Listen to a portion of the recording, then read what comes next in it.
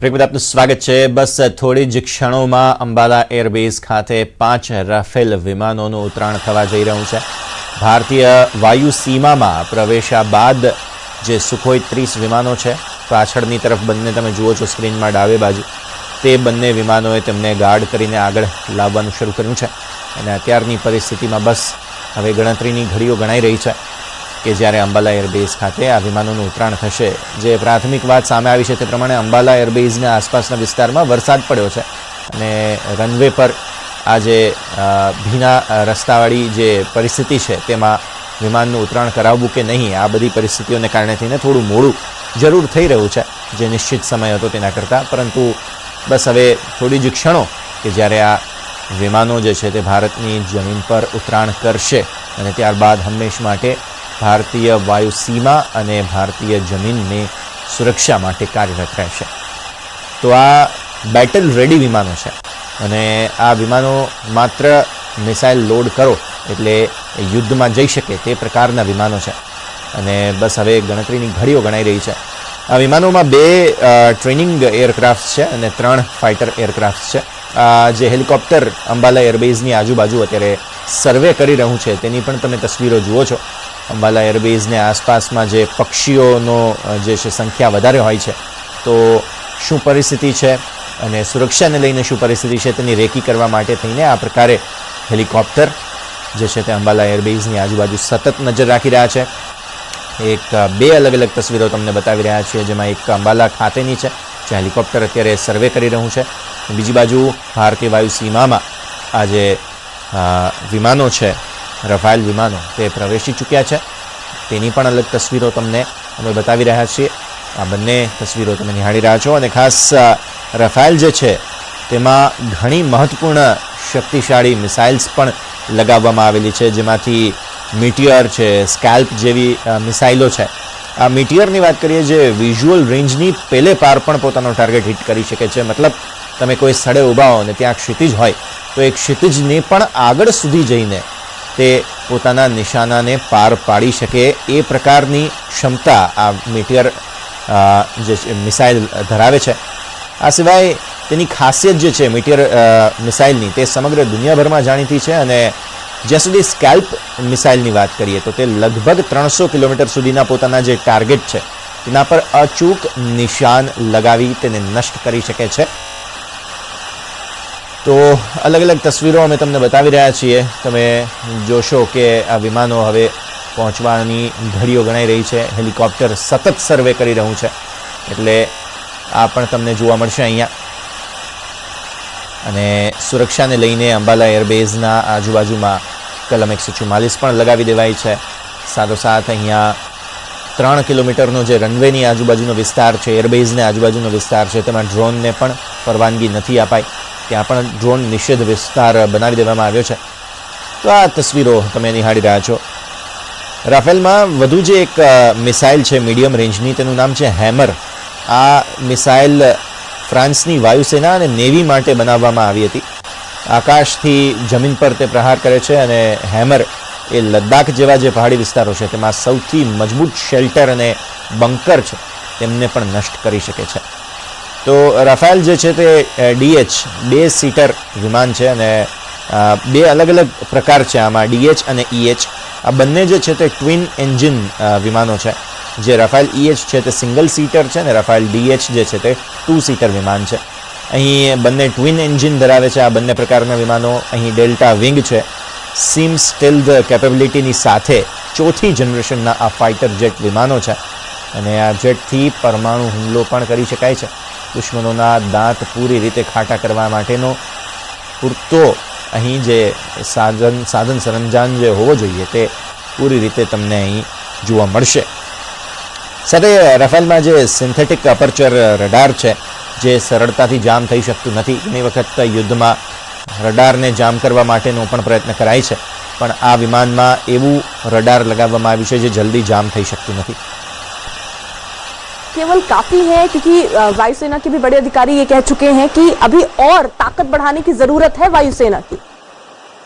नहीं, देखिए इससे पहले मैं आपका जवाब दूं, ये जो बात चल रही है अभी जहाज और बर्ड हिट की, उसके ऊपर मैं एक छोटी सी बात बताना चाहता हूं आपके दर्शकों को, आपकी चैनल के थ्रू, कि ये जो रिहायशी इलाका है उसके अंदर बहुत कूड़ा करकट होता है, और जो ये बर्ड्स होते हैं, जो खास करके ईले, ईगल्स, बाज वगैरह होते हैं, बड़े जो बर्ड्स होते हैं, वो वहां खाने के लिए आते हैं और फिर वो एयरपोर्ट के ऊपर से उड़ते हैं।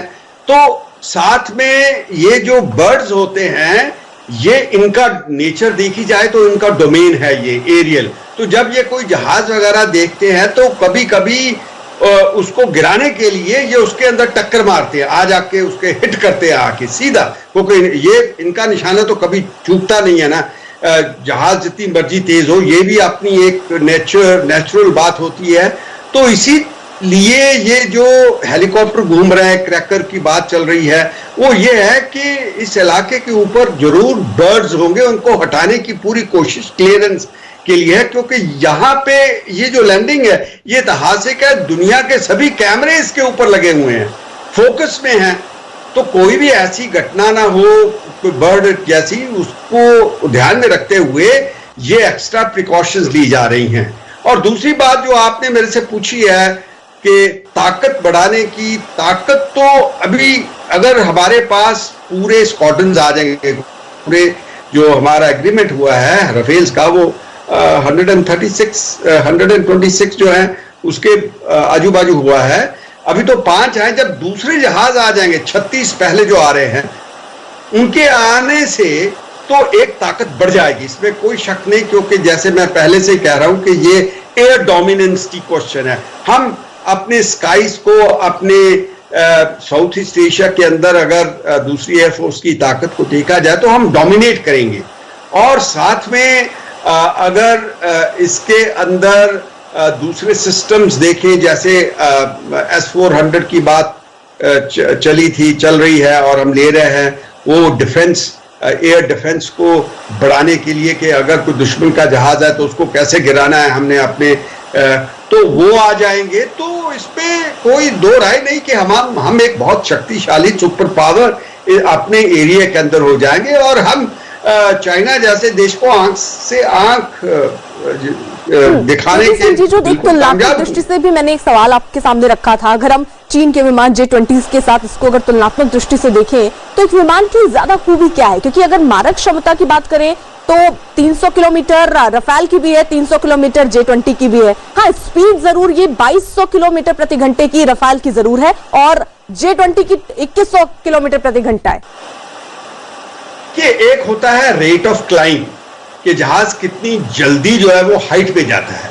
क्योंकि जब जहाज आपस में डॉग फाइट करते हैं, एरियल फाइट होती है दोनों, जैसे हमने वो जब हमारा मिशन मिग बाइसॉन जो कि अभिनंदन चला रहा था, उस टाइम हमारा F-16 जो था पाकिस्तानी, वो उसके साथ डॉग फाइट हुई थी, वो भी जिसे कहते हैं पूरी LOC के ऊपर। और वो डॉग फाइट के अंदर एक दूसरे को पीछे को ब्रीफिंग की जाए, लेकिन इस समय मूवमेंट अंदर यही नजर आ रही है कि बैरिकेडिंग की गई है, उससे आगे किसी को नहीं जाने दिया जा रहा है राज।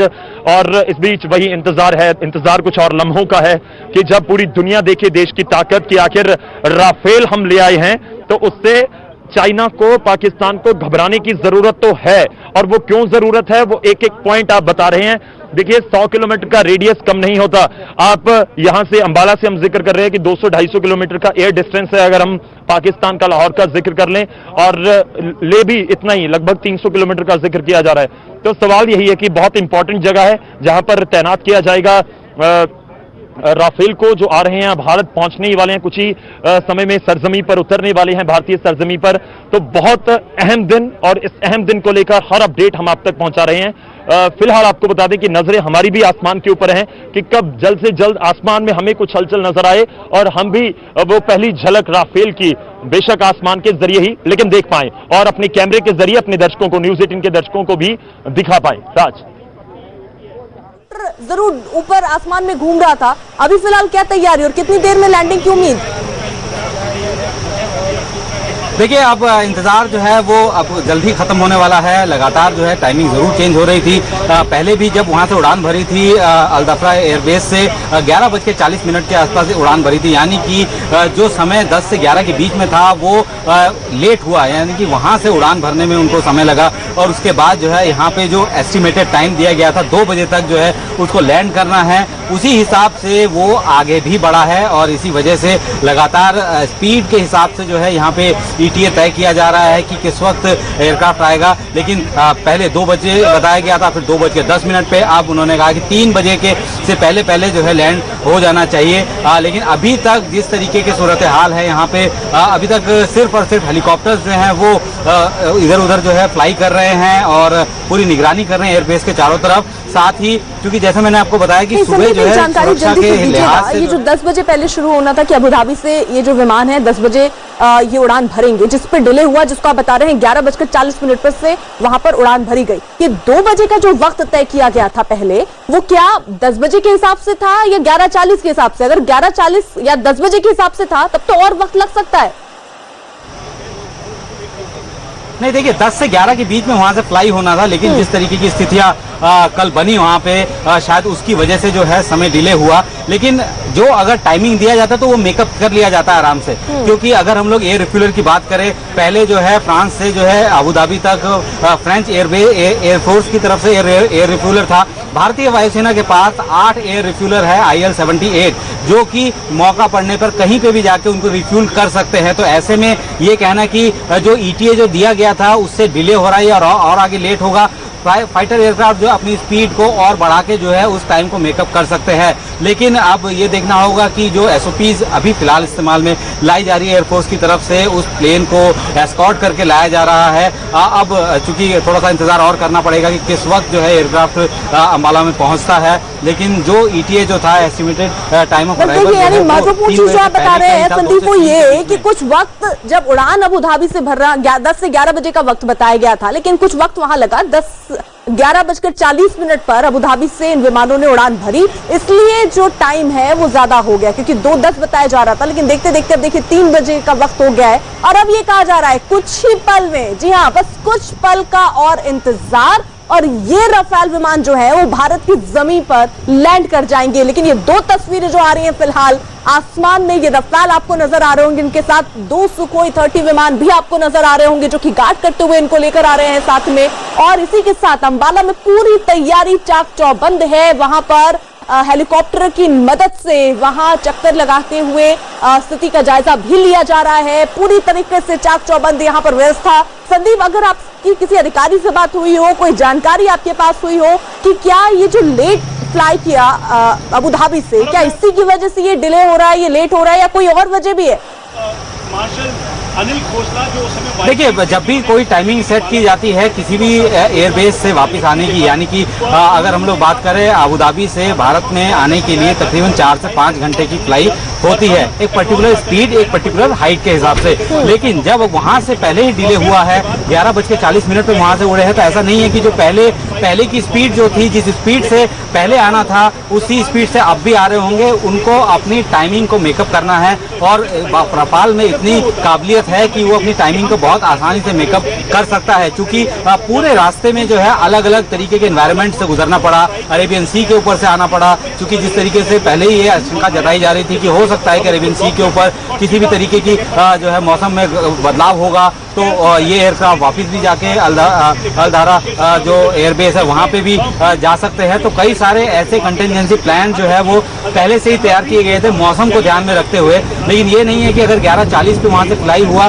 तो वो उसी स्पीड से उड़ते हुए आएगा और 2:30 पे जो टाइमिंग दिया गया है उस तक नहीं पहुँच पाएगा। हो सकता है किसी ऑपरेशनल प्रिपेयरनेस की वजह से, ऑपरेशनल वजहों की वजह से जो है अभी टाइम लग रहा है। लेकिन ये जरूर बताया गया था हम लोगों को कि 2 बजे पहले समय दिया गया था, फिर 2:10 हुआ, उसके बाद लगातार जो है ये टाइम रिवाइज हो रहा है। तो अभी सारी वक्त लगातार बढ़ता जा रहा है, क्योंकि 2:10 का वक्त था, फिर ये बताया गया कि 2:30 बजे तक, फिर 2:45 तक, अब 3 बज चुके हैं, लेकिन अभी भी इंतजार बना का बना हुआ है। देखिए इसमें ये आता है कि ये जहाज वहां पे किस लोकल टाइम से उड़े हैं, क्या हम अपने टाइम से देख रहे हैं, क्योंकि अगर दुबई और इंडिया का टाइम देखा जाए तो इसमें कम से कम मेरे ख्याल में 2 घंटे का फर्क है, 1.5 आवर टू 2 आवर्स का डिफरेंस है। तो ये लोकल टाइम देखना पड़ेगा। अगर वहां पे जैसे कह रहे हैं कि 10:40 पे 10:40 पे उड़े हैं, तो इसका मतलब यहां पे टाइम जो था, अगर वहां का लोकल टाइम है तो यहां पे कम से कम 12 साढ़े 12 का टाइम होगा, क्योंकि 2 घंटे का फर्क है। क्योंकि जो सूरज है वो वेस्ट की तरफ जाता है ईस्ट से चढ़कर, तो वो टाइम जो है उस तरफ जो टाइम है वो कम होता है अगर देखा जाए तो। अभी वहां पे 1:30 बजा हुआ या 1 बजा हुआ, आई थिंक इट्स 1:30 देयर। सो ये जो डिफरेंस है उसको लेना, और साथ में हमें ये भी देखना चाहिए कि हम लोग कैलकुलेट उसकी स्पीड से करते हैं। क्रूज स्पीड पे आ रहा है, वो कॉम्बैट स्पीड पे नहीं उड़ा रहे, क्रूज जो सबसे इकोनॉमिकल स्पीड है उसके ऊपर आ रहे हैं। दूसरी बात, रास्ते में आपने रिफ्यूलिंग करनी है, उसके अंदर जो फ्यूलर है, जो जहाज इसको फ्यूल देता है, जैसे IL-78 है वो देता है इसको, उसकी स्पीड कम होगी तो उसके हिसाब से एडजस्ट किया होगा उन्होंने, क्योंकि फ्यूल लेना है। तो ये इसको रिप्लेनिशमेंट कहते हैं, एरियल रिप्लेनिशमेंट। हवा में के अंदर एक जहाज से दूसरे जहाज को फ्यूल करना, छोटे फाइटर जहाज को, उसके अंदर टाइम का आप बिल्कुल नहीं कह सकते कि इतने मिनट की होगी, क्योंकि जहाज को एडजस्ट करते हुए आगे पीछे टाइम लग जाता है। दूसरी बात ये कि जैसे मैं कहता है, इसके अंदर एक क्लासिफाइड सीक्रेट भी हो सकता है कि हम एग्जैक्ट टाइम नहीं शो करना चाहते कब उतरेंगे। तो इसमें कोई भी ऐसी बात नहीं है, क्योंकि मैंने कई चैनल्स पे ये सुन रहा था, तो पूछ रहे हैं कि क्यों इतनी फास्ट जहाज है, इतने लेट क्यों आ रहा है। अच्छा, दूसरी बात ये कि आप फ्लाइंग टाइम को देखिए कि जहाज को हवा में कितनी देर फ्लाइंग करनी पड़ेगी। जैसे यहां से हम इंग्लैंड जाते हैं तो 8 आवर्स फ्लाइंग टाइम होता है, और उसको फिर अगर कैलकुलेट करें कि भाई इंग्लैंड के अंदर क्या टाइम होगा पहुंचने के टाइम, अभी वहां से वो 10 बजे उड़ा है सुबह के, यहाँ पे तो पहले 12 साढ़े 12 हो चुके थे। तो अभी देखा जाए 3 बजे है तो 3 घंटे ही हुए ना, अभी तो देखा जाए 2.5 घंटे 3 घंटे हुए हैं।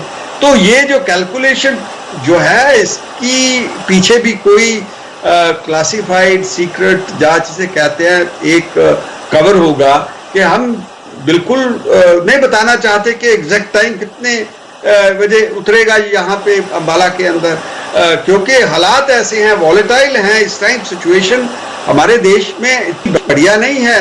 जैसे जेजे सिंह जी, आप जैसा कह रहे हैं कि टाइम का कुछ अंतर हो सकता है कि वहां इंडिया के हिसाब से, वो भी मैं भी कंफर्म करती हूँ, संदीप हमारे साथ हैं। लेकिन इस बीच जरा ये 2 तस्वीरें हम देख लेते हैं। आसमान में ये रफाल आपको नजर आ रहे होंगे और 2 विमान और आपको नजर आ रहे होंगे। ये विमान दरअसल सुखोई 30 है जो गार्ड करते हुए इनको लेकर आ रहे हैं। तो ये आप दूसरी तस्वीर जो देख रहे हैं, अम्बाला में सबकी निगाहें वहां पर जो मौजूद है आसमान में है। हालांकि ये सिर्फ अम्बाला की तस्वीर नहीं है, देश में करोड़ों लोग जो हैं वो अभी टीवी खोलकर उनकी जो नजरें हैं वो आसमान की तरफ ही हैं, टीवी की स्क्रीन पर ही हैं, और इंतजार बस इस बात का कि जल्द से जल्द ये जो विमान है वो लैंड करे। हालांकि 3 बजे का वक्त बताया जा रहा था, 3 बज चुके हैं, और कितना इंतजार, बात करेंगे संदीप से।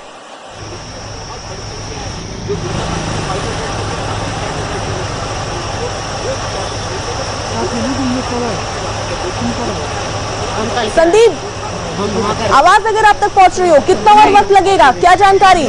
जी अपना एक बार देखिए, अभी उम्मीद यही की जा रही है कि जल्दी हम लोगों को आसमान में नजर आएंगे रफाल। हालांकि अभी तक जिस तरीके से खबरें आ रही हैं, जैसे कि मैंने पहले भी कहा कि एक फ्लाइंग वहां से लेट जरूर हुआ है, लेकिन उसका कोई असर जो है नहीं पड़ता। मेरा एक और सवाल है, उसी के साथ साथ उसका आंसर भी कर दीजिएगा। यहाँ पर जेजे सिंह जी ये कह रहे हैं कि इंडियन टाइम के हिसाब से हो सकता है जो वक्त जो 11:40 बताया जा रहा है, वो वक्त क्या इंडियन टाइम है?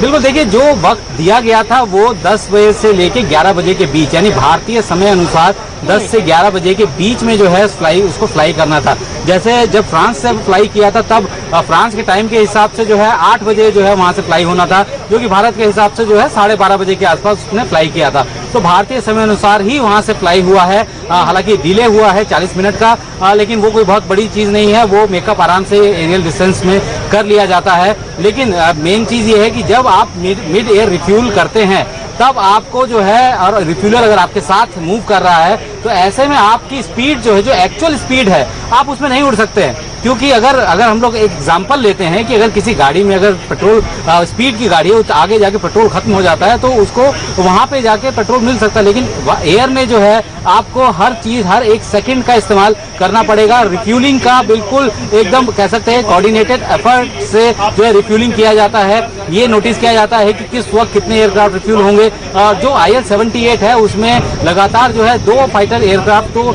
एक साथ रिफ्यूलिंग हो सकता है, और जरूरत पड़े तो 3 भी जो है उससे रिफ्यूल हो सकते हैं। तो ऐसे में रिफ्यूलर की स्पीड जो है वो भी काफी हद तक निर्भर करती है कि आखिर कितने स्पीड से जो रिफ्यूलर उड़ रहा है। क्योंकि भारतीय वायुसेना में जो रफाल आने वाला है उसकी स्पीड काफी है, उसको इतना ज्यादा समय लगना नहीं चाहिए। लेकिन चूंकि वो साथ में रिफ्यूलर है और उसको जो है हमेशा उसके साथ ही उड़ना है। हालांकि अगर भारतीय एयर स्पेस में अगर एयरक्राफ्ट आ जाता है उसके बाद रिफ्यूल करना होता है, तो किसी भी दूसरे एयरबेस से जो है जो स्टैंड बाय पे जो रिफ्यूलर होंगे उनको भी भेजा जा सकता है। लेकिन अभी चूंकि जब भी कोई इस तरीके के नया एयरक्राफ्ट है तो वो हर तरीके के एक्सपेरिमेंट, हर तरीके की एक ड्रिल जो है, एक्सरसाइज जो है, उसके तहत इसको लेते हैं। हम ये कहेंगे कि जो रिफ्यूल जो हुआ है, एयर टू एयर रिफ्यूल हुआ है, वो भी एक एक्सरसाइज के तहत ही हुआ है। क्योंकि कितना और वक्त आपको लग रहा है, अभी कुछ अगर बात हुई हो आपकी आसमान में इस वक्त, क्या हलचल आप वहां पर देख रहे हैं? अंबाला एयरबेस पर ही आप मौजूद हैं, कितना और वक्त लग सकता है? देखिए, अभी थोड़ी देर पहले जो है एयरफोर्स के अधिकारी से मेरी बात हुई थी। मैंने उनसे पूछा था मैसेज करके कि क्या इस जो टाइमिंग, एक्चुअल टाइमिंग जो है आप बता सकते हैं? तो उन्होंने कहा कि अभी मैं इस चीज को रिवील नहीं कर सकता, लेकिन जल्दी जो है वो लैंड करेगा। तो हमें अब इस बात का ये हो गया, कुछ पल का इंतजार अभी आप बता रहे हैं, और लेकिन ये ताकत जो हम दिखाने वाले हैं, ये जो ताकत बढ़ने वाली है हमारी वायुसेना की, उसके लिए कुछ वक्त का इंतजार भी बिल्कुल मुमकिन है, किया जा सकता है। और इसीलिए पूरा देश जो है इस वक्त इसी घड़ी का इंतजार कर रहा है कि अब कितनी जल्द ये जो 5 रफाल लड़ाकू विमान, यानी पहली खेप जो है वो अंबाला एयरबेस पर लैंड करे, इस पर हमारी नजर रहेगी। संदीप हमारे साथ हैं अंबाला एयरबेस से ही, और साथ जीजे सिंह भी हमारे साथ जुड़े हैं जो कि रक्षा विशेषज्ञ हैं। जीजे सिंह जी, यानी कुछ वक्त का अभी इंतजार और है, और जो टाइमिंग की बात आप कर रहे थे वो सही वक्त पर ही उड़ा है। अब आपको क्या लग रहा है कि क्यों, किन वजहों से ये जो थोड़ा डिले हुआ है, किन वजहों से आपको लग रहा है ये डिले हुआ होगा? देखिए, अगर वहां पे वो हमारे टाइम के मुताबिक, जब यहाँ पे 10:40 थे, वहां से उड़ा है, तो फिर मैं समझता हूं कि ज्यादा टाइम जो लगा है वो एरियल रिफ्यूलिंग के अंदर हुआ, क्योंकि वो पहले भी फ्यूलिंग उसने की है जब हमारे फ्यूलर वहां इंडियन स्पेस के अंदर जाके मिले होंगे। और दूसरी सबसे जरूरी बात मैं पहले भी कह रहा था कि जहाज जब उड़ते हैं, ये क्योंकि ये ट्रांसकॉन्टिनेंटल क्रॉस कंट्री है, आ रहा है जहाज, तो ये अपनी फुल स्पीड पे नहीं उड़ेगा। ये जो मोस्ट इकोनॉमिकल स्पीड है, जिसके साथ ज्यादा माइलेज मिलती है, उसी पे उड़ेगा। और दूसरी के रिफ्यूलिंग के साथ जब ये सेट होता है जहाज रिफ्यूलर के साथ, तो उसमें कोई टाइम फिक्स नहीं कर सकते कि ये, क्योंकि मौसम, हवा का रुख, हवा का दबाव, और जिसे कहते हैं ड्राफ्ट, हम कहते हैं जहाज कभी नीचे एकदम आ जाता है, जब ऊपर चला जाता है, टर्बुलेंस। क्योंकि जैसे पिक्चरें हम देख रहे हैं, वो तो पूरा आसमान मानसून का मौसम है, कि कितनी टर्बुलेंस आ रही होगी जहाजों को अगर वो उड़ रहे हैं, जब रिफ्यूलिंग कर रहे हैं स्लो स्पीड के ऊपर। तो ये जितने भी फैक्टर्स हैं, ये डिले करेंगे, कोई आपको एस्टिमेटेड टाइम नहीं देंगे। हमने यहां तक देखा है कि आपकी जब नॉर्मल फ्लाइट लेते हैं, एयर फ्लाइट कमर्शियल लेते हैं, उसके अंदर भी आगे पीछे हो जाते हैं, क्योंकि हमने 5 जहाजों को लाना है, 5 को रिफ्यूल के लिए 5 रिफ्यूलर तो नहीं है वहां पे, उसमें तो मेरा ख्याल 1 या 2 ही रिफ्यूलर होंगे। तो ये सब चीजों को देखते हुए हमें समझना चाहिए कि ये जो इतनी डिले हो रही है बिल्कुल जायज है, क्योंकि इसके अंदर कोई कंपल्शन है मौसम की वजह से, ना कि जहाजों की जो एफिशिएंसी है उड़ने की तेजी से, उसमें है, क्योंकि एक तो अभी हम ये भी देख रहे हैं कि ये एक ऐतिहासिक लम्हा है, इसके ऊपर, इस मौके के ऊपर हम उनको पूरा हैं। दूसरा, रास्ते के अंदर जो मौसम हुआ है उसकी तो हमें ज्ञान नहीं है कि क्या। और ये सीधी तस्वीरें आप टीवी स्क्रीन पर देख रहे हैं, ये उस वक्त की तस्वीरें